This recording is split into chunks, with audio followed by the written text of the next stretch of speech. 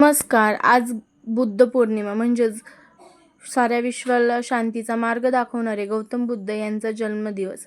त्यासाठी आज आपण खास खीर बनवणार आहोत. पाहूया कशी बनवायची. चला तर मग.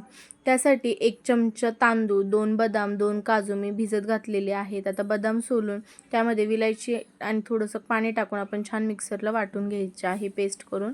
त्यानंतर कढईमध्ये तूप घ्यायचं आहे. त्यामध्ये शेवया टाकायच्या आहेत. आता इथे मी बारीक शेवया घेतलेल्या आहेत, पण या जागी तुम्ही जाड शेवया घ्या. त्याने खीर आणखीन छान होते आणि खायला देखील टेस्टी लागते. आता ह्या शेवया लालसर भाजून काढून घ्यायच्या आहेत. त्यामध्ये त्याच कढईमध्ये 1 चमचा तूप आहे. त्यातच मी अर्धा लिटर दूध घेतलेलं आहे. दूध छान कोमट झाल्यानंतर त्यामध्ये ह्या आपण ज्या भाजून घेतलेल्या शेवया आहेत त्या टाकायच्या आहेत आणि छान एकत्रित मिक्स करून त्याची उकळ काढून घ्यायची आहेत. त्यानंतर त्यामध्ये टेस्टनुसार आपल्या साखर टाकायची आहे आणि छान उकळून घ्यायचं आहे.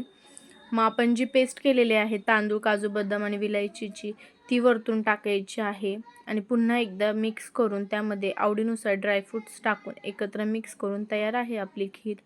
अशाच प्रकारे तुम्ही एकदा नक्की करून बघा आणि आवडल्यास लाईक करा आणि चॅनलला सबस्क्राईब करायला विसरू नका.